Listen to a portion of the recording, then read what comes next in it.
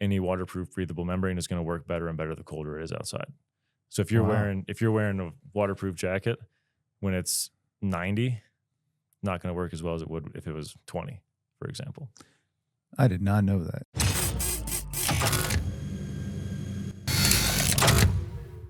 Use some sound effects. What you got? Yeah, there you go. Yeah, buddy. Nice. All right, well, I guess we'll get it started, man. Lukas, Eddy, first of all, welcome to the show. Thank you. Thanks for we came to the amazing, is this a courtyard or a residence? Residence Inn in we're on location in Glenwood Springs because you had some races, and I was like, hey, I'll come out and meet you. But yeah, man, thanks for coming out. Thanks for taking the time after doing the races, after being tired, to come out and to record the show. Yeah, man. I think it was cool because I was like, hey, I want to do this. And you're like, well, how can we get together in person? Because in person is always so much better.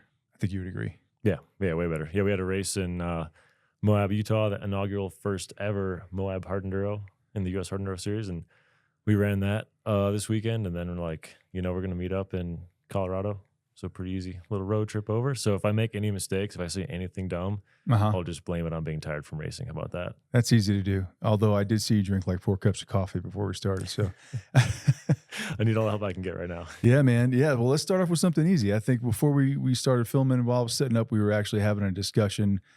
She's just off camera over there, Mary, my girlfriend, but she was a good, she initiated the discussion. We kind of talked about social media. And I think you were like, well, where's social media going to go? Right. Well, first of all, I think we talked about how it like totally dominates your life, from notifications to doom scrolling to all the things. But I thought you asked a very interesting question, and like, where does it go?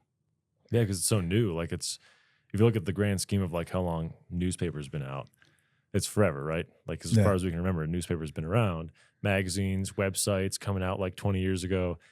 And now social media has been out for like 5, 8 years, maybe 10, like as it's really grown. And we haven't seen that happen. We've never seen that before in human history. So I'm wondering now, like we're seeing more people ditch social media. They're like, I know we're doing this on a podcast, on a social media platform, but still they're like detoxing, all that. So like, where does it go? Does it have a life cycle? Does it have a lifespan? I don't know. Well, let me ask you this question then, since you mentioned detox. Outside of because there's a fine line or a blurry line between personal and business. In your opinion, I know I have an opinion. In your opinion, is social media like good for you as a person? I would say no, not the way it's currently structured. I wish there was a way to have like just your friends and your family, which I know that's how it started, right? But like just your friends and your family, keeping them updated because you can't like text everyone all the time. Mm-hmm. So just like keep like a close circle, keep them up to date, like share cool stuff. And that's it. But it just keeps getting out of control, I think, because there's like a human nature to gain more. There's like a greed, like more followers, more likes, right? Yeah. And that kind of drives it out of control, maybe. I don't know.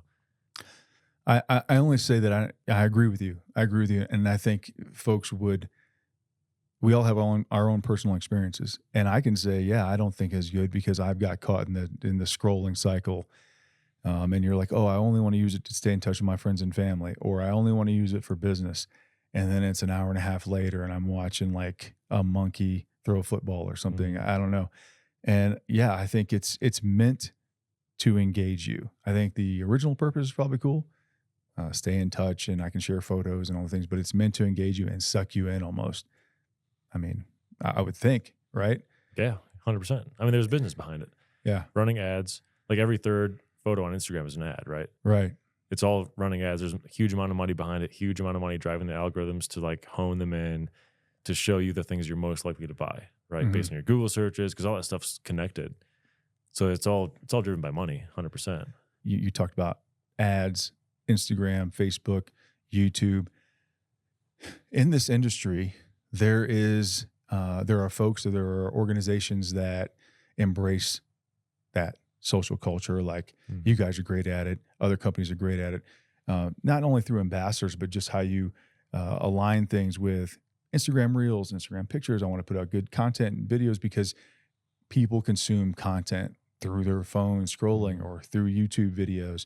But there's also a resistance to that. There's also, I think, sort of an old school, we're still going to do magazines, we're still going to put out ads, and not that those businesses aren't successful, but I think there's a definite line there. And there are some businesses in this industry that don't embrace the social media drive, the social media culture. And to your point, it's been around heavily 5 to 10 years, and maybe that's part of it. I don't know if that is a detriment. Yeah. So what are some examples you can think of like brands who don't like give into that, let's say the low hanging fruit of social media? I don't want to mention specific brands, but what I can think of are methodologies. And methodologies, like I said, magazines, podcasts that are strictly audio that sound like two people talking on a cell phone or dial-up internet. And maybe they have a social media presence. Maybe they have a YouTube channel. Almost no effort put into it. Their Instagram is just pictures. And there's nothing wrong with pictures, but Instagram is reels, right? And stories.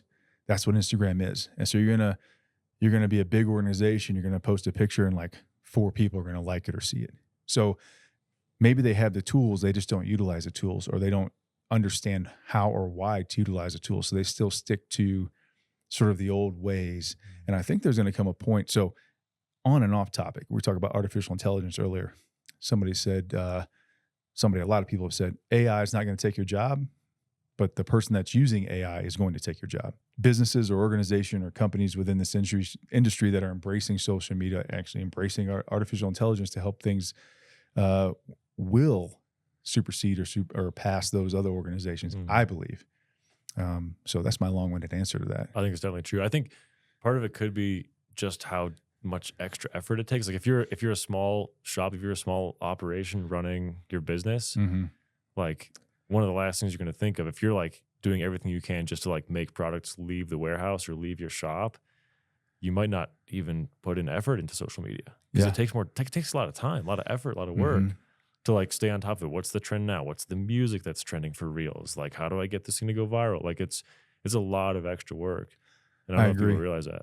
I agree. And I think, so you said it perfectly. The local shop, I sell motorcycles, I repair motorcycles, I sell parts, and so consumed with that, take a picture of my phone, put it up, maybe take a little 20-second video around the shop, put it up. Yep. And to your point, like it is a lot of effort to understand what's trending, how to do it, the materials and components that are needed to produce good audio, good video. It's not easy. And, I interviewed my brother just because I wanted to get a younger perspective. So my brother is 15 years younger than me. He has an employee. He rides motorcycles very casually because he's very busy at work. But I was like, what do you consume? And, he was like, well, I learned to ride from YouTube. I watched major influencers out there, and their YouTube channels, or I learned how to do, work, check the oil on my bike from YouTube, or I watch Instagram reels on this. And he's like, that's how I consume content. Like I don't open a fancy magazine anymore, or, so I'm like, if you want to target that next level of audience, which I know some companies I've worked with say, we want to target that next level of audience, from track day organizations to, like clubs. It's like, well, then that's how you got to speak to them through 30-second reels or through 3-minute YouTube videos.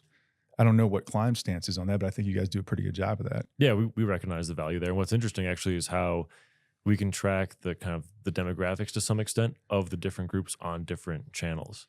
Like we can see our email traffic, who kind of comes from our email traffic, who's on TikTok, who's on Instagram and Facebook. And there's a difference there for sure. Like TikTok is a much younger crowd because it's way more that short attention span, quick entertainment, like nonstop, something crazy going on, no patience for anything. And then like you get some long form content, like there's emails are a little longer. You got to kind of read through them and scroll through them a little bit. And there's a difference for sure. Absolutely. Where like the younger crowd, whether it's younger crowd or people who've been more influenced by the cell phone and the social media, like we were talking, their buying habits could be a little bit different. Their shopping habits are for sure different.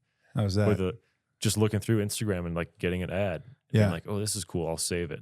Or like add to my cart and then wait for that, like, like they always run these promotions like, oh, come back. Like you have your product in your cart. Did you forget this? Here's 10% off. There's all these little like programs that companies will do. So I don't know if that's just a younger demographic thing or where that comes from exactly. But there's definitely like a much more complicated set of options for shopping than just like add to cart, enter payment, ship to house. I've noticed that people that are, I'll say people that are younger, but I've never done that. Like you go to Amazon and somebody has like $10,000 worth of stuff in their cart. I'm looking at Mary over there, but she's like, well, I'll get some of this or not some of that, or but adding it to my cart and I'll wait for a promotion to come out. Whereas I'm more like, oh, I want that mic stand. I'm going to buy that mic stand and that's it, one at a time. So definitely different shopping habits, which I think the other part of this too is, so use a Klim suit for example. Maybe the suit is $3,000 or $4,000. Well, I would say typically the people that are just going to buy that off the spot are your middle-aged, older generation, because they have the income to do that. Yep. Yeah, I'll buy that, and the helmet and the boots and the whatever. But you're trying to target the younger generation that's probably not going to do that. You know, for the most part. Yeah, totally. Yeah, when you're just out of college, you got student loan debt, you're trying to buy a car and, you know, get started in life. Like, yeah, you're not going to have that much money for sure. And our customer groups represent that for sure. If you look at our adventure segment, like we dominate that older, like 50 to 65 market, for example. Like older group, they've been around. They're like we talked earlier. They're like, I want something that works. I don't care what it looks like. I don't care what it costs. It needs to work. And that's who buys that stuff for sure. I had a question that I wanted to ask, and we were going to start it off with this, but I think you actually laid the groundwork to perfectly ask this question. When somebody sees, I'll use the coat I have as a Badlands Pro. I don't have the newest version, but they see a coat, and I don't know the exact price, but maybe it's $1,600. And then, oh, I'd like those pants too, and those are $1,000. And you're just like, dude, $2,500 for a top and bottom. Why is it? Is it obviously there's name recognition, and yeah, the stuff works, but what drives that? Totally. Yeah, that's a great question. One thing that a lot of people say is, why is Klim more expensive than the competitors? It's a common thing we hear, like, why are you guys so much more expensive? And the truth is, if you look around, you'll find competitor options at exact same price points, because there's only so much money that the market of motorcycle riders is going to spend on gear. We could make you a jacket that costs $5,000. How many people are going to buy it? Not very many, right? Right. You and McGregor, maybe, I don't know. Yeah, if they get it for free, if we pay them to wear it. Right. What is that? You have all the money in the world, but here's it for free. Yeah, yes, what is exactly. it? Yeah. Okay. So there's only so much that people are going to spend on cars, on bikes, on gear, right? Like there's limitations to that. So that's where some brackets start to form. Like you have your $500 price point, $650, $700, $800, $1,200, $1,000. Like there's always like brackets that kind of start to form. And within those, there are feature sets and materials that are available to be able to be made to be available to the customer at those price points. And I say it in that way because we have to pay the factory, right? The factory's making the stuff for us. We pay the factory. And then the dealers buy it from us because we have a dealer-based business model, just like almost every brand out there selling anything. And then the dealers have to also be able to sell it and make some money. So you have a couple different price structures built in there where the price goes up. Right. So if you were going to go buy a jacket from a factory, you couldn't, because they're going to tell you, well, you need to order 20,000 of these. So, so you kind of have to build in this structure of like, we're going to buy a whole bunch of these jackets. We're going to sell them to dealers. We're going to sell them to customers, and build in our margins, just like anything else with cars. Like car dealers, you go to a car dealership and you're like, what's the best you can do? Right. Like negotiate for a price, because they're making some money on it too. The car manufacturer is making money on it. And so are the parts suppliers who sold the parts to the car manufacturer, right? So part of what goes into this high price, though, for some of the stuff you're talking about, like the Badlands Pro, is a lot of stuff that isn't immediately apparent, like on the spec sheet on the website or on the card you get on the hang tag. And some of that stuff is like on the Badlands Pro you mentioned, it's got super fabric, right? It's got that ceramic printed fabric in the elbows and the shoulders, the pants have it on the knee. And that fabric is really, really hard on needles. So you got to use a special sewing needle to sew the thread through those folded pieces of fabric, at all the corners. And what happens is those needles break. So you got to use this special expensive needle, and you got to poke it through the fabric a whole bunch until it breaks, or stop the production line before it breaks and replace it on a maintenance cycle. So now the factory's like, dude, this is going to cost me a ton of money, because I'm going to have to use this special needle. I'm going to have to sew it slowly. And then we're going to have to stop the whole production line to replace the needle to start sewing again. Right. So it's extremely expensive to do that compared to just like sewing a light flannel like this, right? So that's an example. Another one is the thread we use is a nylon 6/6 high tenacity nylon thread, and not in everything, not like in the flannel, but in all of our outerwear, riding outerwear uses this thread. And you can't tear it. Like if you wrap it around your fingers and you try to pull it, you're going to feel like you're going to cut your skin. You're not going to be able to break it. So it's really strong, but it doesn't have natural lubricity to it like polyester threads do. So that means it doesn't go as quickly, or it can't be sewn as quickly through the fabric, through the sewing machine, through the needle and everything like that. So they have to just move it slower. So it just takes more time. And then time is money. Like the factory has, instead of making 10 jackets in the day, they can only make 8, or 1,000 jackets, they can make 800, whatever it is. So the point is, it just takes longer and the materials cost more, and there's your price. Well, as a consumer, I don't accept that. I feel, but no, I think that's what you see, right? Like, oh, that's way too much. Why would you pay? You know, and it's like, well, so I want to get back to that. You're talking about the ceramic on the elbow. Super fabric, I want super fabric. I want to get back to that, and I want to talk about slide ratings, because I have so don't let me forget. But when we talk about price points, I'm going to use an example of a car wash. So you go into a car wash and you pull up, there's the $5 budget wash, and then you have your 10, then your 15, then your $25, like all the bells and whistles and all the. So I would imagine a car wash is like, we're going to sell all these things, and there's a consumer base for each, but our sweet spot where our margin is the best and where we get the most push is probably that $10 to $15 wash. I don't know. And comparing Klim to a car wash is weird, but you do have different segments, different price points, and it's probably way more complicated than that. But I would think that, I don't know, is your number one segment the $3,000 adventure suit, or is it somewhere in between? Or, I mean, you have a wide range of products, and we're kind of jumping all around, but I mean, that's the challenge of being a Klim, right? You don't just make boots or just make helmets. You make a ton of stuff. So I would imagine that you have data that says, yes, we want to sell all these things, but this right here is our, I won't say our moneymaker, but this is what we want to push. This is our sweet spot. This is what we want to advertise on Instagram. This is what we really want to get out there. Yeah, good question. If you want to look at what we sell the most of, it's socks. We sell a ton of socks. So if you want to say what's our most number one quantity, yep. Socks. Number one quantity of items sold. And this is through our direct to consumer channels, because that's where we have our most accurate data. That's like most up to speed. Like we could check right now with our e-commerce team and see what we're selling the most of right now. But it's socks. If we look at like top 10 products by quantity sold, it's usually socks is right up there. Sometimes boots, we get boots up there a lot, like our Outlander GTX boot, kind of like a casual riding boot. That's because that stuff isn't super high dollar. You're never going to see the $1,200 Badlands Pro up there. All right. Like you're not going to have 1,000 people a month buying those.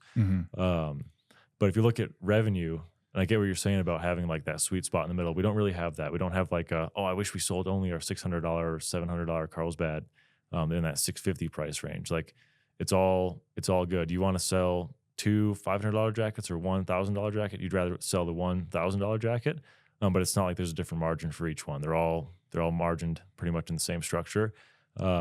So we're happy to sell whatever's going to help the customer the best, and that's why we try to really articulate what the products do for you and how they work, instead of just pushing people to the most expensive one.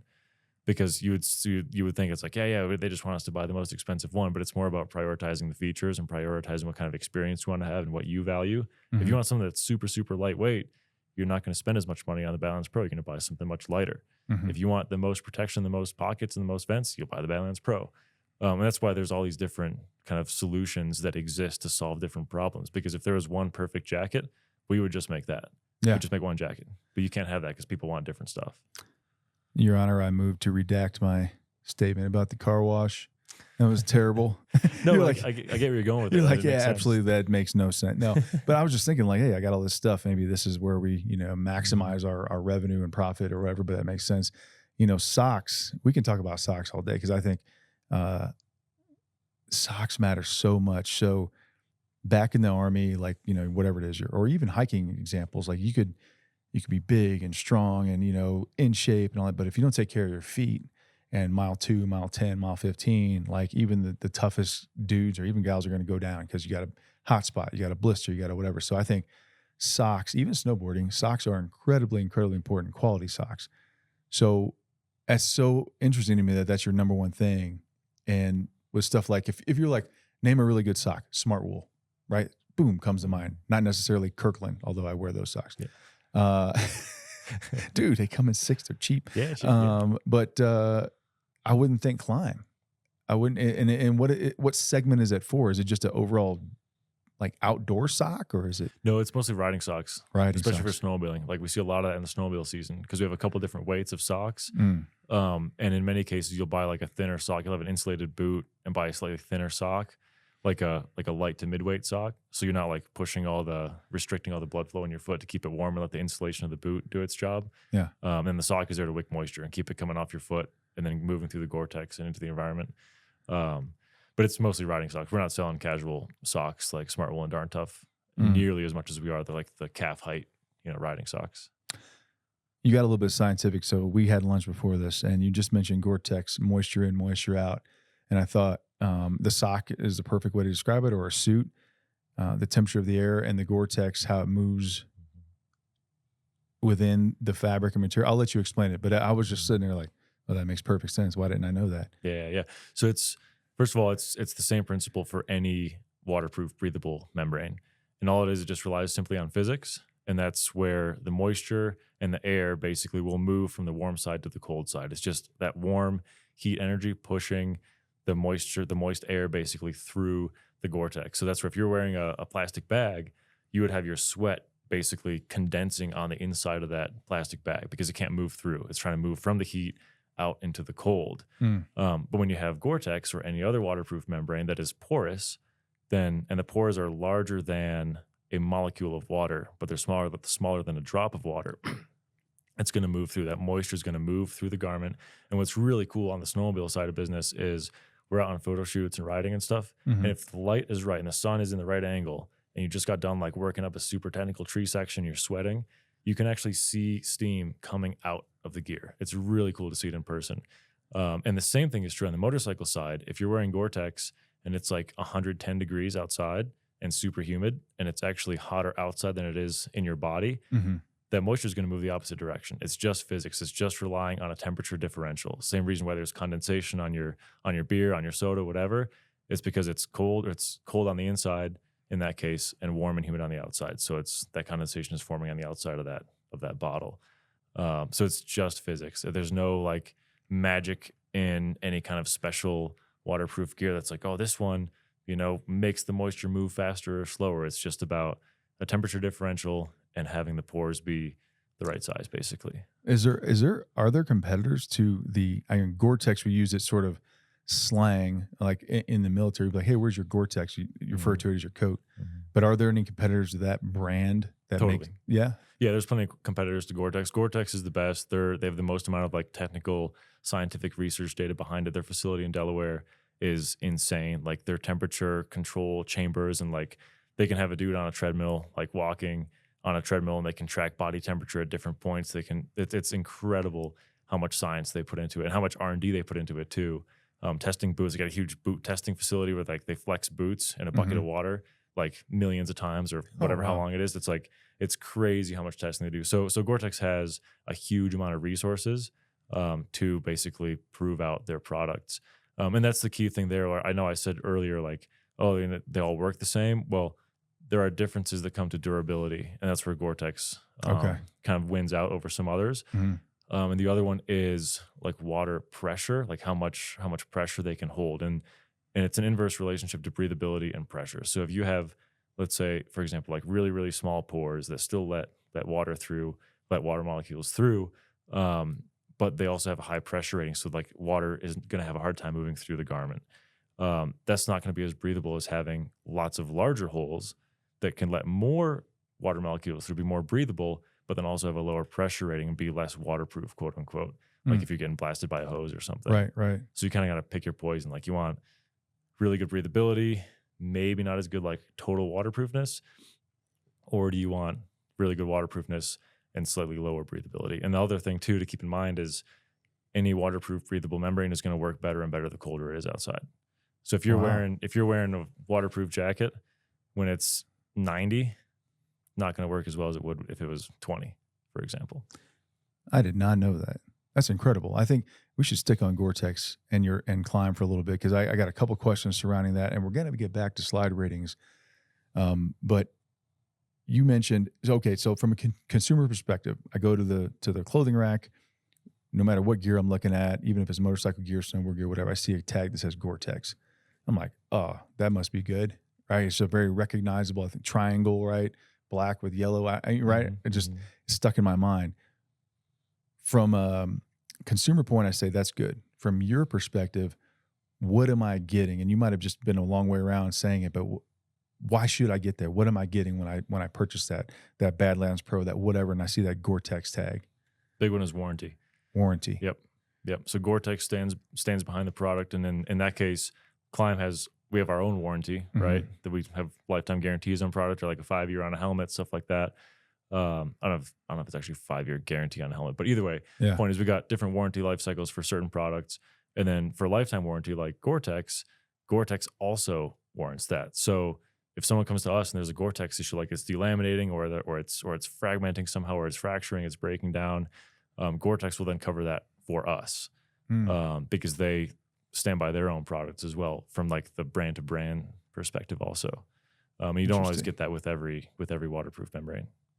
So speaking of waterproof, great explanation. Warranty. I thought you'd be like, oh, yeah, but it's better XYZ, 10% better than, no, it's warranty. So one of the things, one of the things you can't, I would say, Klim, I don't want to speak for you, but you can't promise perfection with every single thing you sell. But what you can promise is probably, if something goes wrong, we're going to fix it for you. And hence Gore-Tex has a warranty. We have a warranty, whatever it is. Totally. Yeah. Totally.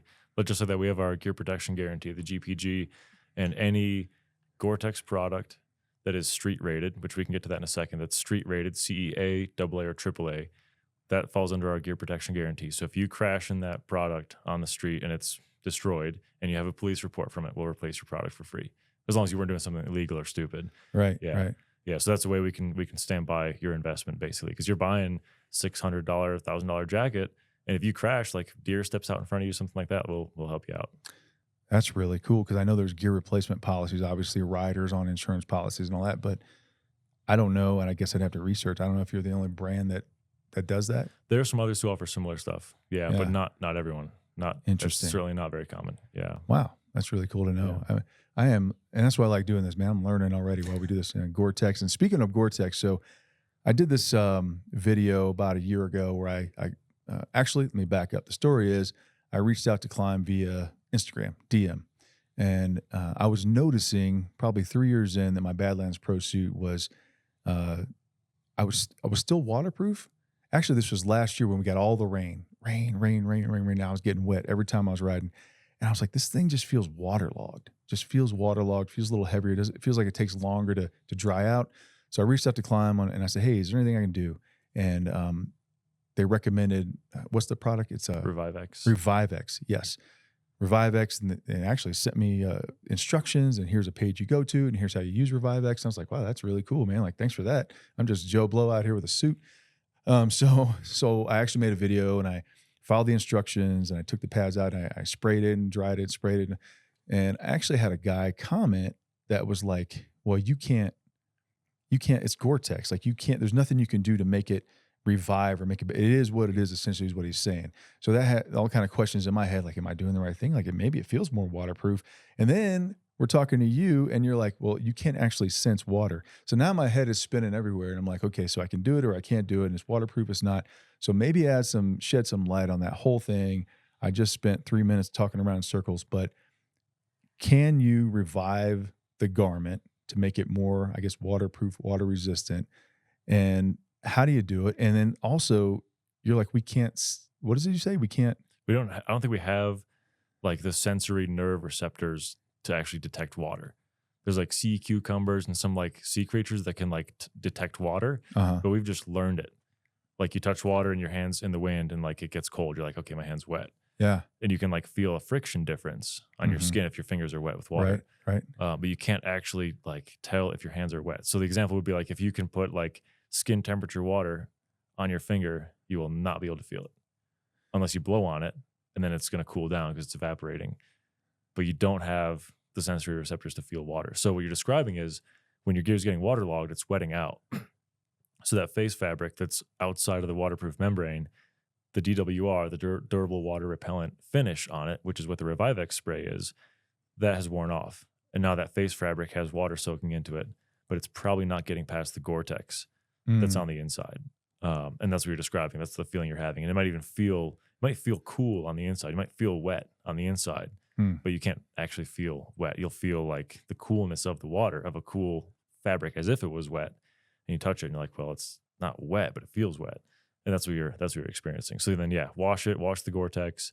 And that's the other thing too. I don't know where that myth started. Like, you can't wash Gore-Tex. I don't know if it's like a thing from like whenever Gore-Tex did start in like the 80s, 90s. Right. But yeah, you definitely can wash Gore-Tex. Just follow the instructions. You know, don't destroy it, washing it super hot and drying it super hot. But you got to also clear out like those pores we talked about in the Gore-Tex, like oil from your skin, from your sweat, from your bike. If you're like laying on the ground, wrenching on your bike, whatever, that will go into those pores. And then water can indeed wick through those pores in that case. So you can have water go through the pores backwards in a different case than just the temperature. One example is like, we've been adventure biking and like you get water like on your pant leg or on your boot, and your boot's waterproof, but then your boot sits next to a warm engine and the heat of the engine actually pushes that water through the boot, through the Gore-Tex membrane. You're like, oh, my foot's getting wet. And it's because the heat of the engine where your foot is warmer than your foot. And the water is just going where it's going to go based on physics. Yeah. What? Yeah. That's why that happens? Yep. Heated grips too. So your hands get wet, your gloves wet, or your grips are wet. We see this on the snow a lot, the snowmobiling. Yeah. Heated grips are warmer than your hand, and it's going to push that moisture through your glove to your hand. Yep. And then you're going to take your hands off, and then your glove's going to be wet, and it's going to get cold and freeze in the snow. And you're like, oh, my gloves aren't waterproof. Well, they are, but they're just not working right because your grips are making them work in a way you don't want them to work, basically. So that exact scenario, when I talked about this suit last year, boots the same way. Like, I thought these were waterproof, but it's like you're riding next to I don't know how hot does a motor get? Really hot. It's heating up your boot, pushing the water inside, and you're like, oh, these boots are done. They suck. And it's like, actually, it's physics. You just didn't know it. Yeah. Maybe your boots are broken, they are leaking, but it is something to consider. And that's what happens is people will send in gear to us. Oh, it's leaking. And we'll test it. We have ways to test the pressure. Like, oh, it's leaking on the elbow. Like, we have a pressure tester that'll test how much water pressure. And it, like, the Gore-Tex like balloons up. It's kind of cool to see. And then water can like bubble through it if there is a leak, or nope, doesn't leak. Something else is going on. Yeah. So, man, I've thought so many scenarios with that because same thing, heated grips, $200 waterproof gloves, and then your hands get wet and you're like, these gloves suck. They're not waterproof, but because you're pushing the heat, you're pushing the water backwards. Yeah. Wow. Because the water has to go somewhere. The water's not going to just, well, I guess it does evaporate. Yeah. Get into science now. I feel like we should have like a periodic table behind us. Yeah. Get the whiteboard out. Well, we actually have pictures. One back here. Yeah. Oh, that's true, yeah. We can start drawing. Man, that's crazy. It's not crazy. It's actual, I don't know if it's facts, but it's science. And it's like, but I think, okay. So to put this all together, I think that's why people like me or laymen in the industry, or people that say, why is your gear so expensive? Or people say this is supposed to be waterproof and it's not, but you don't understand some of the things you're telling me right now. And I would think, or is that some of that stuff on the label, or that knowledge readily available? And you know, people are only going to educate themselves as much as they want to, but I think that could save a lot of heartache instead of like, I'm firing off a strongly worded email, your suit sucks, because it's like, well, actually, dude, it's, you know what I mean? Yeah. Yeah. We could do a better job educating for sure. There's no doubt. The information's out there, but it's not like you go to the website and like there's a pop-up window like Gore-Tex 101 or like waterproof gear 101, or here's what you need to know. Like, we're not that aggressive with it. But what if you did that? What if you like, you had like you had like, okay, so like HR, you had like to watch these like PowerPoints, and then you had like, you have to pass with the 80% before you're allowed to buy our gear. Yeah. You have to be like a certified Klim customer to like be allowed to buy it. Certified. You know what, man? People love patches and titles. It's like, but are you certified? You know, like the little captain's thing on the NFL thing, you could have like a certified sticker. Yeah. So I want 10% of the proceeds of that idea if and when. The patch sales. Yeah. Dude, that's cool. The Gore-Tex thing, fast. We could continue to go down that road. I think I'm just getting so much education on gear and how it works and why it works. And to your point, you talked about snowmobiling a lot, and I want to get back to slide ratings. But I was like, oh, I'm going to go to your YouTube channel. So I go to YouTube channel, and it's like 97.9% snowmobile stuff. And like, I'm like, where's the adventure stuff? And then it was like a video from 3 years ago, and maybe I missed something. Now, is that a seasonality thing, or like maybe I just didn't realize the percentage of that Klim is invested in snowmobiling versus, say, motorcycling?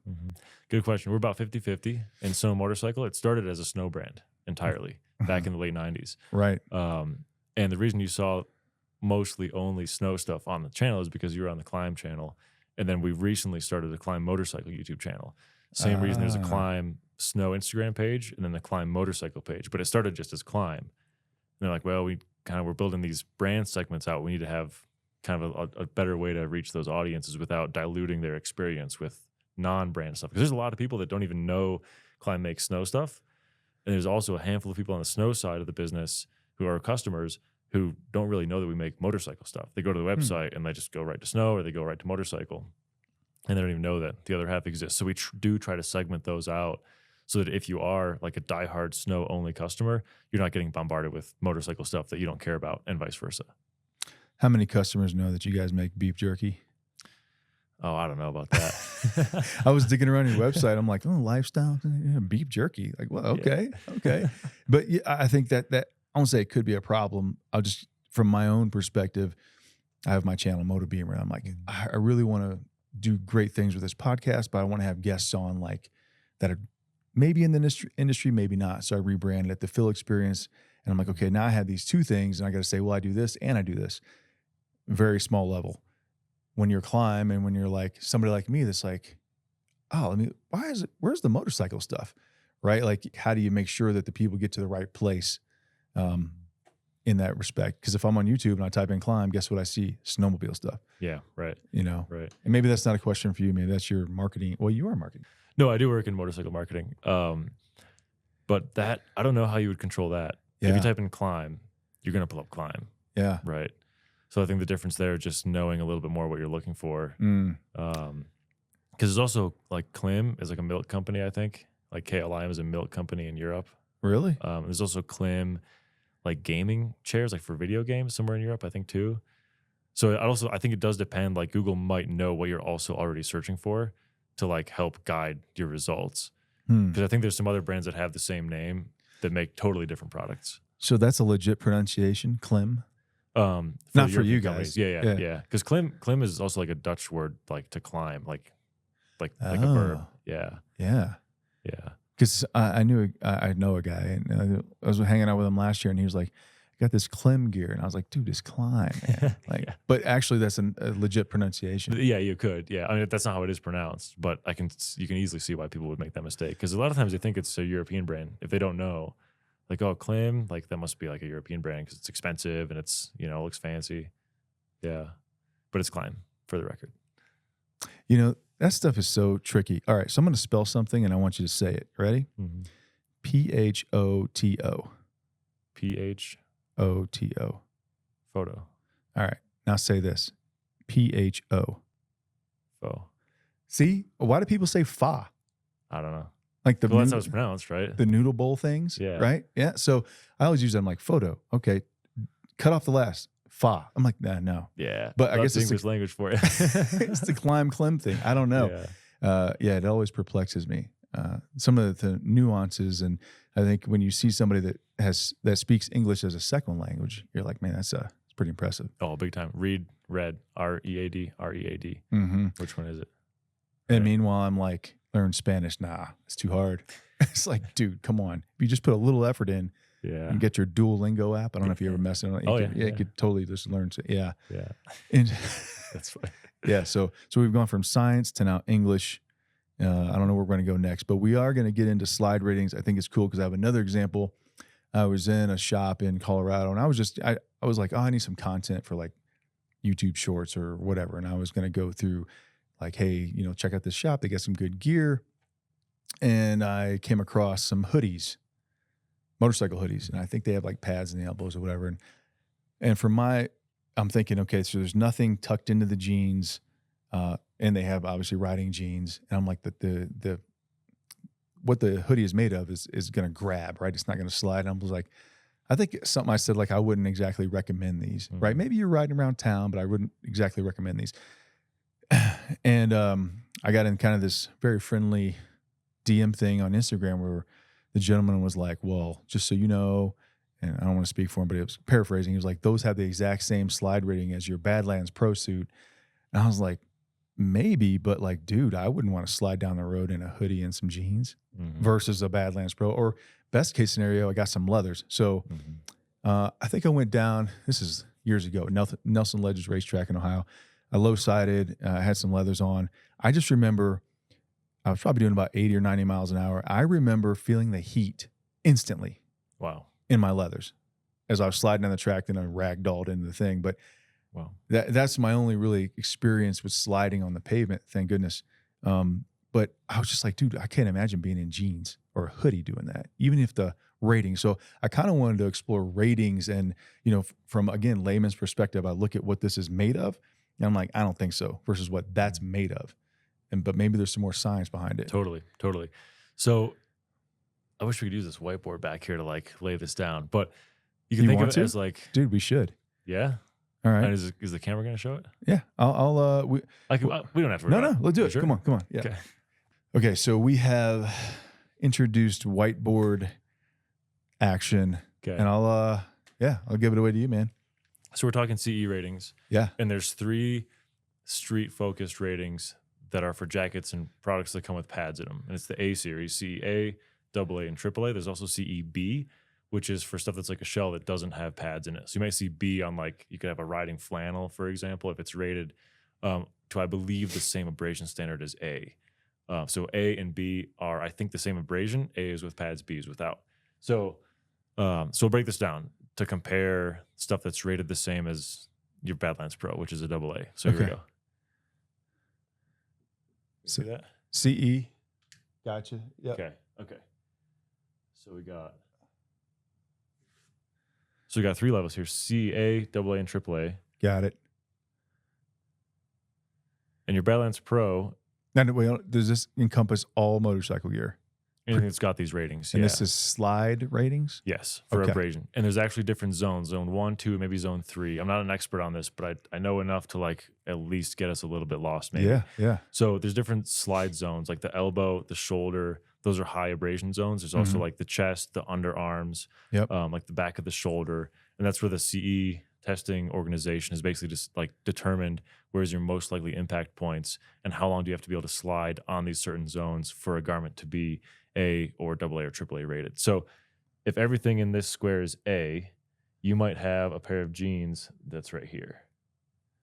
Okay. And it's A, but it's really close to AA. Or you have a hoodie that's A right down there. But it's testing in this A threshold, but it's really close to AA. And you don't know that. There's no way to know. So the A threshold represents the lowest level of slide protection. But within that zone, there might be 10 subsets. I don't know. Totally. Yeah. Yep. So then another example is your Badlands Pro is AA. What? That is incredibly disappointing. Right? It's AA. Or you can spend a little more money, get the Badlands Pro A3, which is the first Gore-Tex AAA rated all-weather condition motorcycle jacket on the market. What? It's more money. Yeah. Use a special Vectran fiber fabric to get the super fabric already passes AAA. So we got the rest of the body fabrics up to that higher abrasion standard for those other zones for the Badlands AAA. It's a little bit, like a tiny, tiny, tiny bit lighter. Like you can't perceive it, but that fabric is technically lighter pound for pound. But you're not gonna be able to like weigh them back to exactly compare.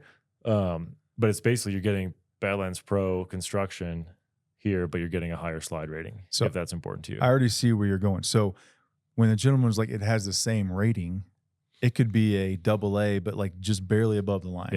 Yeah, your AA hoodie could be probably here.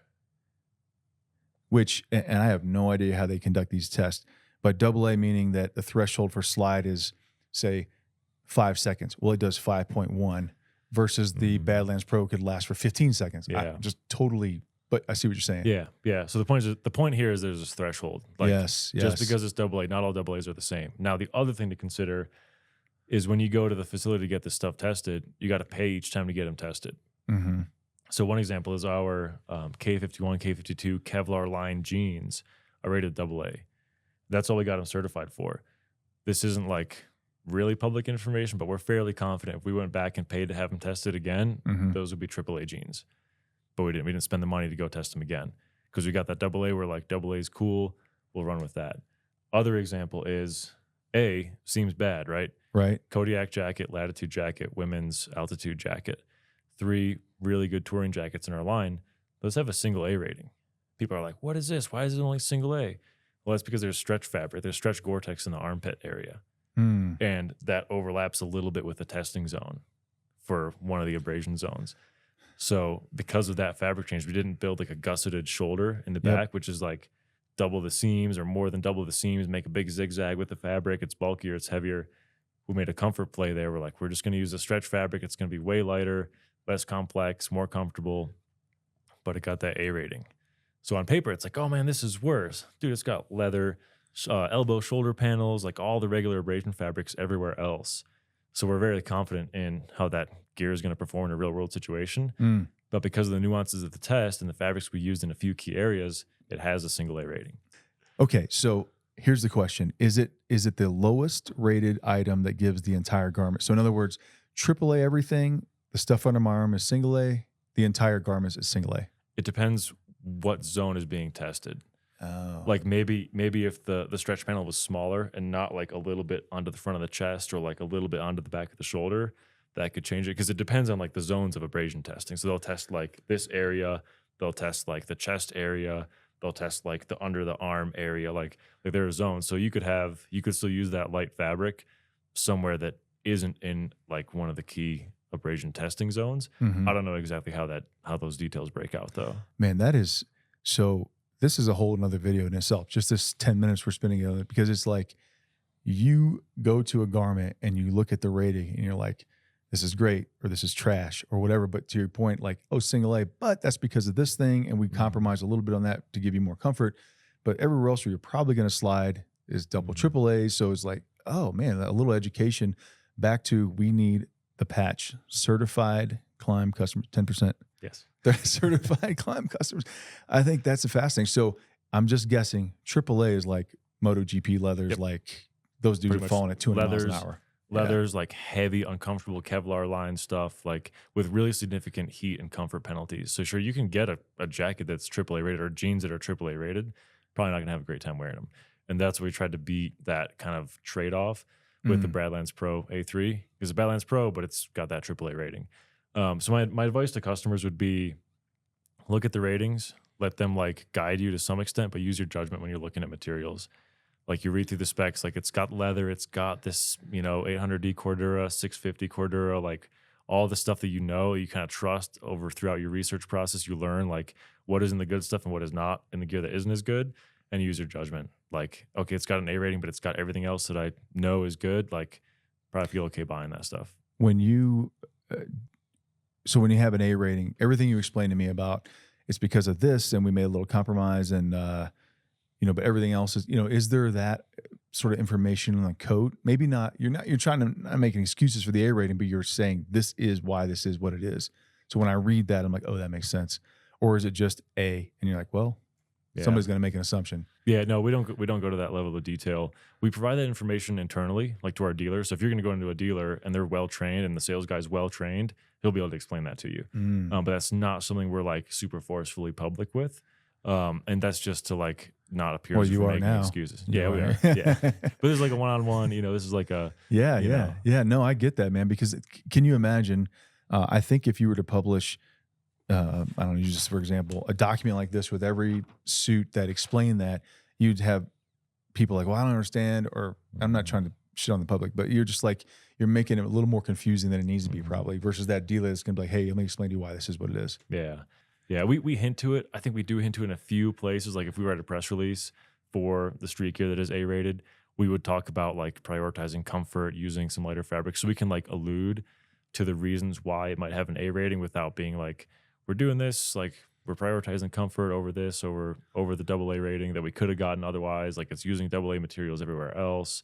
Yeah. Because you might open yourself up to some liability too if you're like, this is AA except the armpit, right? Like, well, it didn't rate that way. So can you really say that? Who I won't say who makes that decision, but who is like, I was out riding and I felt like this was great, but I needed more movement here. Or I needed some insulation, or I needed some airflow. Like I'm sure you have R&D or whatever. Like maybe they let you wear stuff that's not public for a season. And you're like, this was great. This sucked. Is that how it kind of works in a very generic sense? Totally. Yeah. We have people on the product team. A lot of people ride. Almost everyone, I would say a majority of the people on the product team ride, whether it's dirt bikes, dual sport bikes, snowmobile, everything, adventure bikes, touring bikes. a lot of people ride, so they can put time in prototype gear. Then we also have test riders, like whether they're pro athletes, we'll get them a season or two early into new off-road stuff, have them test it out, give us their feedback. We kind of hone it in with them. And same thing with we have some people who do like test riding for other manufacturers, for like motorcycle manufacturers. We sometimes might work with them. Like, you're already riding these bikes for this and this amount of time, like test out these boots or this jacket or whatever, to get more testing miles than we could on our own, like being office workers, you know? Yeah. Yeah. Yeah. Wow, that's crazy. That's not crazy. It's real. So before you release something to the product, to the people, testing times may vary. But say the Badlands Pro Jacket, we're talking about gear I have. How long does that take from inception to I'm buying it? Are we talking a season or two, or is this stuff in cycle for a long time? You could say about 2 years, probably. 2 years. Yeah. Yeah. Interesting. Yep.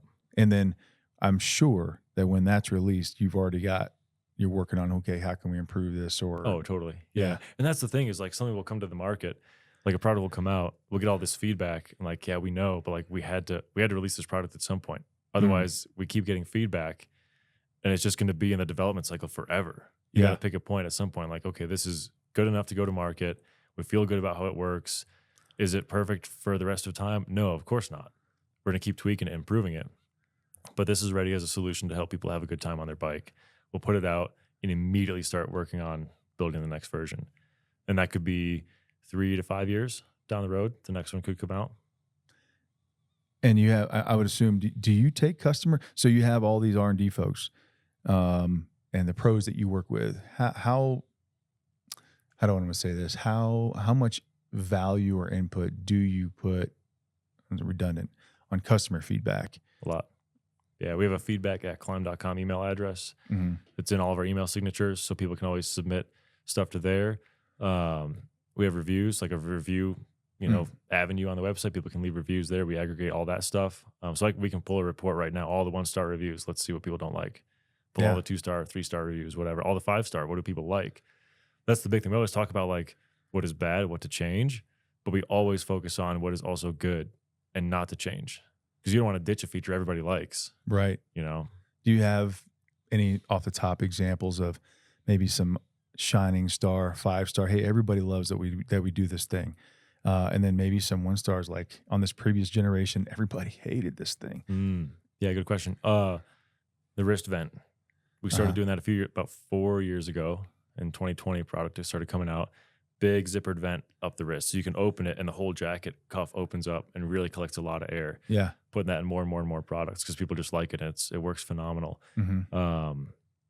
The collar, you guys were talking about the collar tab back, the little plastic hooks here. You can open up your collar. Mm-hmm. Huge. People like that a lot. Mm-hmm. Those are two that are super solid. And once we start doing it, it's like we can't take it off. People are not gonna be happy if we take that off. Yeah.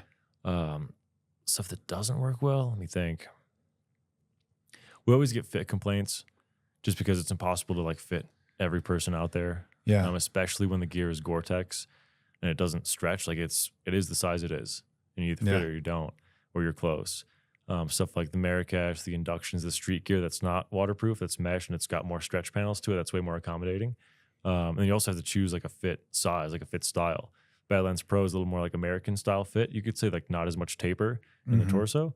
Some of the touring stuff like the Marrakesh, the Kodiak jacket, that stuff's a little more European style, a little more taper into the waist coming off the shoulders. You just got to make it a certain way because you can't make like 4 different types of fits, right? In addition to your sizes. Yeah. Well, you guys aren't, I've never owned one of these, but Aerostitch, I think they're in Wisconsin, something. But they're like, send in your measurements, we'll make you a custom one-off suit, and you're going to get a custom one-off price. And I would imagine at the volume you guys pump out, you won't do that. No, right? No, that would be crazy. Yeah. It would be cool. It'd be awesome to be able to offer that as a service, but it'd be really expensive, I think. Yeah.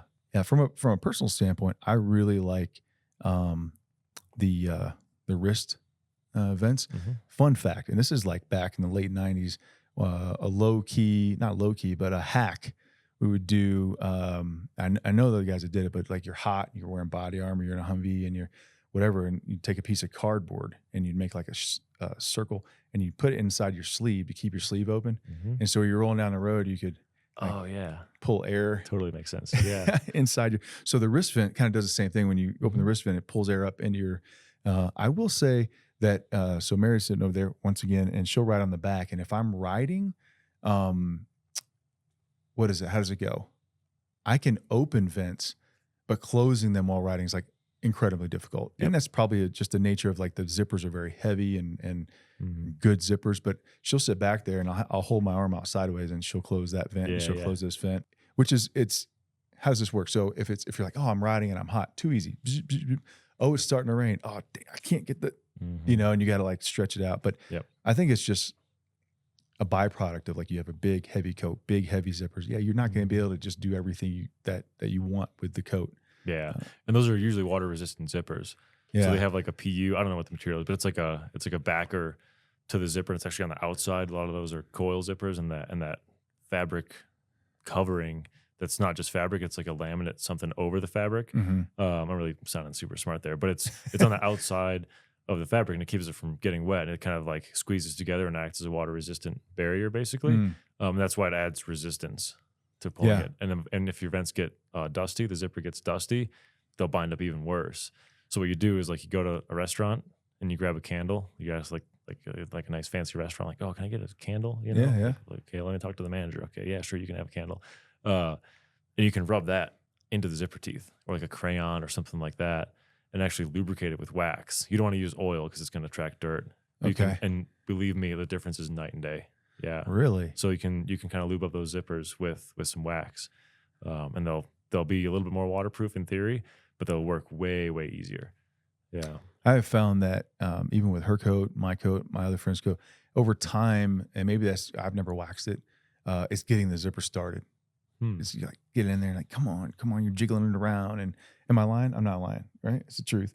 And I don't know if it's a wax thing. Once you get it going, then it goes fine. But again, this is like nitpicky stuff because I've ridden that suit when it's high 20s, because we get that in Colorado, hail, rain, 102 degrees, and it's like an adventure bike, right? You can kind of, it's not race leathers, so it's not going to do that particularly well. It's not going to do, if I rode it on a dirt bike, it's not going to do that particularly well. It's a little heavy, but it does across the spectrum a lot of things really well.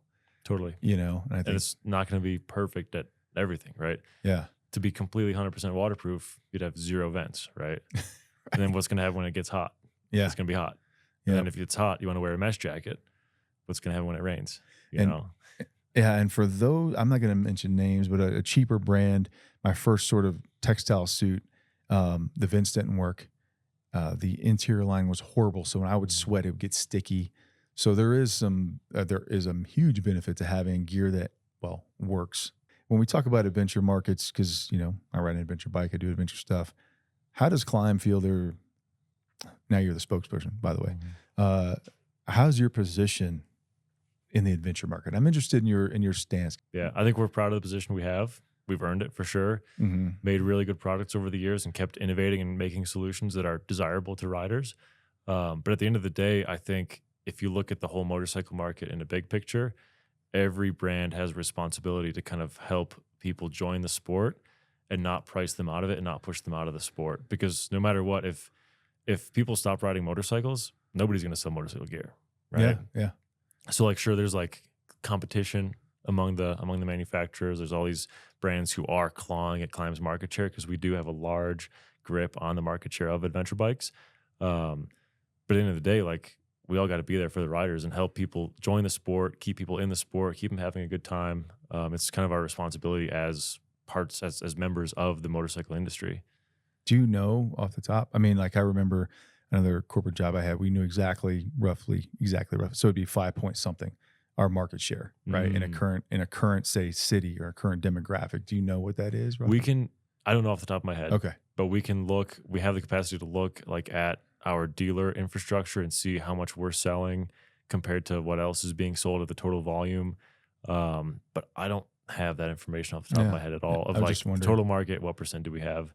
All I can say is when we go to events, there's a lot of people wearing Klim adventure gear. That's for sure.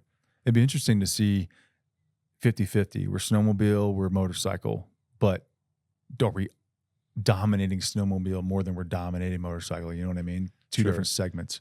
And there's a lot of different segments within snowmobile too. So Klim started in the mountains in the Rocky Mountain states, Mhm. and we definitely dominate that snowmobile market of that aggressive mountain riding where you need Gore-Tex and just a shell, and you're using vents and you're being really aerobic. Your gear needs to be durable to hold up against trees. Like it's a very specific niche market of snowmobiling. There's actually way more snowmobile riders out east in the eastern half of the country, Really? or at least more sleds registered. But they're Uh-huh. all like, older Polaris Indy, like trail sleds, like sitting in people's barns. They use them once in a while, go to the bar, hang out with some friends. It's a much more casual sort of riding market. It's not like aggressive, heavy duty tree lines and maneuvers and $20,000 sleds. It's a little bit more casual. And there, these people still ride sleds and they need gear, but they're not necessarily buying Klim insulated gear. They're buying all kinds of different stuff like Carhartt. They're wearing jeans with sweatpants under them. Like it's a much more mishmash sort of market. So to say we dominate the snowmobile market more than the motorcycle market, you kind of have to look at the different segments of the snow market. I would say the motorcycle adventure market is the same as the snowmobile mountain market is for us. Whereas the motorcycle street touring market, like people on Harleys and Honda Goldwings and stuff like that, we don't dominate that. Mm. That's how we are in the trail market in the eastern half of the US, where there's a lot of work for us to do if we want to gain that market share for sure. It's I'm going to go all the way back to the beginning, and we talked about social media. Where does social media go from here? Mm-hmm. Let's talk about motorcycling, where motorcycling goes from here, because I had a really great interview a couple months back with Eric, who owns Wolfman Luggage. Mm-hmm. And he made a really good, interesting point. He was like, everything's kind of, if you took an adventure bike, just sort of the outline of it, and you put it up against the other brands, they would all sort of look the same, right? Everything's kind of going the same way. And he's like, he talked about the uniform, right? Mm-hmm. The suit, the Arai XD4 helmet, which I love their helmets, love their gear, but it's like, yeah, it's all kind of going very much the same, very much looking alike, very much targeted. And I'm like, where does it go from here? Where does it go in 5 years? Because, okay, let me back up even further. So I started off 20, 25 years ago. It was sport bikes. It was sport bikes, and more sport bikes. Mm-hmm. And then it became, the sort of some sport touring bikes and some middle of the market. And then it was like adventure bikes, boom. Mm-hmm. And now here we are, right? And all the bikes are starting to look alike. They all got the beak. They all got the Yep. thing. I know that you guys have, I won't say I know, but I know you have meetings. You're like 3-5 years, 10 Mm-hmm. years. Where are we going? How are we keeping up? How are we setting the tone? Where do you see the market going? Good question. I think we look at the bikes and that'll tell us right now. So a lot of energy around like the 790, right? Mhm. 890. It's going to probably be a 990 coming out. That midweight class. And then also the other bikes coming into the market and mixing it up, like the Kove 450 Rally from China. That's like the bike people have been asking for forever. Big Mm. fuel capacity, rally fairing, 450. You can go on the highway a little bit. You can have a good time off road. You can put some bags on it, go camp off of it, go to Baja, do the BDRs without breaking the bank because it's like 10 grand or less new, I think. Okay. And without like breaking yourself because it's not a 600-pound GS. So Right. I think we'll see a little bit of a trend of like the adventure market may stay like have its part of like the heavy duty 1200, 1300 cc, big time, like kind of highway capable adventure bikes. And then Mhm. another emerging market in the middle with that like midweight, more off-road focused, but still can be on the highway market. Cause like we were talking about the DR, right? Yeah. The DR, the XR650, the KLR, what's like the modern interpretation of that where it doesn't break the bank, it can go on the highway, and you can go off-road pretty well with it. And I think that's what it's going to be. And it's not quite there yet. Like they had the Husqvarna 701 LR long range with a big tank on it. That Mhm. came and went. 690 Rally, it's round, not that much fuel capacity, not that much range. It's like a dirt bike basically. And I think that's where it's going to go. I don't know who's going to do it. I think maybe some of these like smaller manufacturers like Kove are going to stir up the pot enough to get the big ones like KTM and BMW to play. Mhm. Ducati's got that new big single cylinder motor that's going to be in a street bike. It's like an 80 horsepower single. And dude, they could put that in a rally bike for sure and have like a Ducati Desert X Mini, right? Right. That'd be killer. That'd be super awesome. It's going to be expensive. But I think that middleweight class of like actually middleweight of like under 400 pounds, 350 maybe, I think that could be like the next hot market. I think because we've kind of, I won't say we've gotten away because I can't speak for that era. So I did another interview with this gentleman named Brooke Reams. He put together a motorcycle for BMW MOA to raffle off. And he had some amazing stories of riding in like, what was it, like the late 60s or whenever it was, and on a triple, and he would like, put trash bags on it. So the whole thing was like, he didn't need a $35,000 motorcycle and $10,000 in gear and all this stuff. He was like, man, I just did it and rode across the country. And obviously there's nothing wrong with having an amazing bike with a lot of electronics and very capable gear, but you're almost like, how much is enough? Like, how much is it? Like a new GS with all the bells and whistles, now you're over 30. Like all the top of the line suit, helmet, now you're 6, 7, 8 grand. And you're like, okay, extrapolate that 5 years, 10 years. Am I dropping 60, 70 grand just to go enjoy a sport? So I like what you say with, well, back to this sort of KLR, it's a $5,000 motorcycle, or the DR. And like, maybe I don't need all this like 5 grand worth of gear. So you kind of get back to the roots of it, or the old school ways of like, I'm just here for the enthusiast portion. I'm out here enjoying it. Right. And maybe I don't have all the coin, or don't want to spend all the coin on that. I think that's really kind of a cool concept too. Yeah. I think that goes back to what I was saying about like the competitors in the space and how we have kind of a duty to like bring people into the motorcycle world. I think that goes big time for the manufacturers too. They're chasing money, building bikes that are expensive, making money, making whoever owns their companies happy. But then you have this issue of like new riders saying, well, gosh, if I want to have a good time motorcycling, I guess I need that $30,000 bike. Guess I'm not going to do it, right? All the marketing is telling me I need this bike, otherwise I'm not going to have a good time. That's not true. So that's where that duty comes in to like tell people, no, man, you can get that $3,000 bike or $1,500 bike. My XR, when I bought it, was $1,800. Like, you can do that. You can have a great time on that. Totally. Like, there's nothing wrong with that. Yeah, it's almost better in some way, at least to start with that. I think I know so, because I started that way too. I had a my first coat was I don't know if you remember, like the old mesh, like big holes mesh, and it was a Joe Rocket, and it was lime green, and I think brand new it was like $50 or something like that. And of course I wear jeans, I couldn't afford the pants, and like it's all I had, and I rode around in a lime green Ninja, but. Man, those are some of the best rides because I'd smile on my face and everything. And now you could have all the great gear and a very expensive motorcycle and all the things. You still might have a bad day. You're like, dude, what about back then when you didn't have any of that stuff and you just liked tossing a leg over it? Yeah, totally. And like, oh, my cruise control's not working. Like, oh, my ABS light's going off. Like, all that, right? Yeah, I think back to that bike, and I think I adjusted the suspension with like, clicks of preload or a screwdriver or whatever.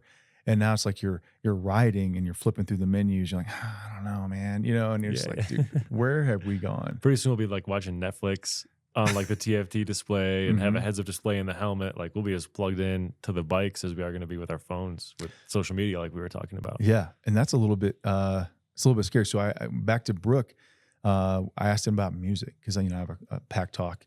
And, if I'm out riding, cruising, sometimes I listen to music. And he's like, absolutely not. He's like, it's a distraction. I would never listen to music while I ride. And I'm like, yeah, I could see how you could say that, man. Because when you're riding, the experience, I'm sure that, highway versus, but the riding you do when you have to be so locked in and focused, you wouldn't want a distraction out there. Yeah. Yeah, no, you definitely don't. Yeah. Yeah, not when you're racing. Even trail riding, I wouldn't want that. But adventure bike, on the street, going up some nice twisties, yeah, I want to jam out for sure. What are you listening to? What are you thinking? What's your playlist? I actually have a playlist on Spotify of all my favorite playlists of all different genres combined into one. I just shuffle that. And then like whatever mood I'm in, like I'll just skip songs I don't want to listen to. Yeah. But it's everything. Otherwise, like I don't want to take my phone out while I'm riding. I don't want to be locked into one playlist for 2 hours, and I don't want to stop. So I'm like, let me just put everything in one, and it's like a buffet, and I'll just skip what I don't want. Yeah, you don't want to, but I think you probably don't want. Well, on the one hand, you probably don't want like say Beethoven. On the other hand, you probably don't want like speed metal because you might do some things that I don't know. You just probably whatever the mood requires. If you want to just like jam out to something chill or like I don't know, go hard. Yeah, I have my buddy Tom. We went up to Wyoming and a couple of places, and he rides and he listens to podcasts. I'm like, dude, there's no way. There's no way. No. I'd start nodding off. I couldn't do it. I need stimulation. Yeah. I need music. Yeah. Yeah. In a podcast, you got to like think along with it too. You have to like follow what they're saying, right? Yeah. Yeah. Yeah. I wouldn't want to do that. Or like an audiobook, couldn't do that. No. ironically though, while I drive, or unironically, I could do audiobooks. Yeah, driving's different though. Although when I drove over the holidays, I tried listening to like some documentary on like 1776, and I found myself like kind of, Oh, not really? a little bit like I need like Jack Ryan. I need like car chases and like stimulation. Yeah. Yeah. So I guess we'll wrap up soon, but I want to talk about, lastly, we talked about the industry. Klim, you've got everything. I mean, you've got the stuff that you find in REI. You guys got beef jerky. You got snowmobiling. You got motorcycling. You've got helmets. You talked about some of the challenges of that. Of like, we offer. As a matter of fact, when I went to your website, I was like, dude, this looks like REI's website. Like, you have everything. Is it okay? Let me back up. When I think of like, say, some corporate jobs I've had, it's like growth, 5%, 10% every year. Expand, new product lines. So there's that, or we want to stick to what we do. We want to make it even better. And there's, of course, in between 3 years, 5 years, kind of talked about the market, where's Klim going? How's it doing it? How's it feel about it? So our first priority is making sure the rider can have a good time. That's number one. It's always about helping a person who's doing an activity they want to enjoy, helping them enjoy it more. And that's, for me, from a personal level, that's what I get out of the job of marketing here. Yeah. Is because, like, I like riding bikes. I know it's fun. I want to help other people have a good time. Do it. Let's help them get into the right product for them. So that's the core of what kind of makes us make new products, is how can we help someone who wants a mesh adventure gear, a mesh adventure jacket? How can we help them have a better mesh warm weather experience? Someone wants the Badlands Pro to be waterproof and vented and have pockets, be their one-stop shop for everything they need to ride around the world. How can we help them have that experience better? Someone wants a casual jacket that'll protect them, but it's not going to look like RoboCop going downtown for a drink or for coffee, whatever. How can we help them do that, right? So there's all these different like solutions we're trying to make, and that's what drives it from the very beginning. So we start making apparel. I kind of might know where you're going with this, is like, what about making boots? We got to make boots, right? But there's a way to make boots that can like help someone have a good experience, have the toe box the right shape, have the foot sole, like the insole, be comfortable, have the rubber last, right? Have your ankle protected. Like, there's all these things we can do, or helmets, right? But there's other brands who do those things, and that's all they do, right? Shoei, Arai, CD, Garnet. And that's where it's tough for us to come in and be like, hello, fellow boot makers. We make boots and all kinds of other stuff. Right. And it's a challenge for sure. But we do that because we see a way for us to make something that helps someone have a good experience, and without being like a Me Too product where it's like, well, we'll just do what they're doing and put a Klim logo on it. We really try to avoid that stuff, because it's not authentic. Anybody can do that. Right. And just copy someone else. Yeah. Interesting. And I wouldn't know, but I mean, the example could be like, Yeti coolers. Like, they sell dog bowls, right? It's like, okay, we could make a Klim dog bowl, and like, it'll hold your dog's food or the dog's water. Yeah. And I'm not saying we're not going to do that, but that's an example of like, okay, that's something we could do to make money, right? We can make a Klim, water bottle. We could make a Klim. Well, we actually do have some Klim water bottles. Dude, and I know that there has been a discussion in a boardroom somewhere about a dog bowl, just for you to bring it up. Somebody's totally. Dog bowl. Yeah, we should do a dog bowl. Dog leash, dog collar, like whatever, So the point is, we can do stuff that's like, okay, you're going to drive some revenue, going to make some money. People like the brand. The brand has a good reputation. We do cool stuff. Let's also create something else. But there's not like meat and value behind that. It's not like there's not like a big kind of driving motivation behind making a dog bowl, right? Yeah. Your dog is going to lick water out of a puddle. The dog does not care what kind of dog bowl it's in. It's for you, right? Right. So that's where like making the bigger ticket items, like the Badlands Pros of the world, that's where like there's a very legitimate reason for making that. And that's why we do it. Rather than just doing something to check a box and put a logo on it.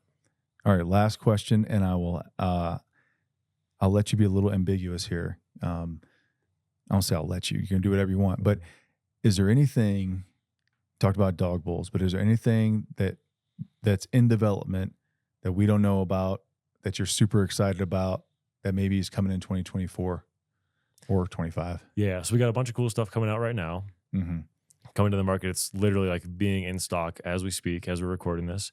Bunch of off-road stuff, off-road colors, new off-road kit called the XC Pro. new off-road dual sport pants that I'm actually gonna wear for like adventure biking called the Jackson pants, like kind of cargo-y style casual off-road pants. Okay. A bunch of lifestyle stuff. We're rolling out a big collection of lifestyle product, like this flannel, hoodies, all kinds of stuff, lightweight jackets, like summer, like mid-spring type jackets, fall jackets, tons of new stuff like that. Cause we're looking at, again, like I said, about like the reasons for making product. We're looking at not this hole in the market space, but there's definitely a lack of quality, like everyday apparel from a motorcycle brand. You can go to REI and buy this stuff, but you can also buy it from a brand that supports your hobby, right? Yeah. That's involved in your hobby, that's investing in events, investing in racers, being a part of the community. So I think that's a way where like if people do want to like give back to the motorcycle community in a way, or like feel good about what they're purchasing and where the money's going, look at your motorcycle manufacturers. Now look at Klim as an option to buy lifestyle gear for every day, for when you're off the bike too. So that's the stuff that's coming out right now. There are things coming in 2025. Will be our next like motorcycle product release season for 25. There's definitely exciting stuff coming then. So for sure be tuned in, but I can't say anything about it right now. Yeah, man, it's been great. I've really enjoyed having you on the show. I think this has been super fantastic. This gives me my ammunition when somebody's like, it's the same rating. I'm like, do you have a whiteboard? Let me just draw something for you. But yeah, it's been super fantastic. Thanks for being on the show. Thanks for taking a detour after your race, after you're tired. You got how many hours you got to drive now? I haven't checked. I don't want to know. It's going to be a lot. It's like 10 or more maybe. Well, maybe an audiobook. Or I'll consider it. or a podcast. Thanks for being on the show, man. Thanks for having me. Yeah, good work. I love it.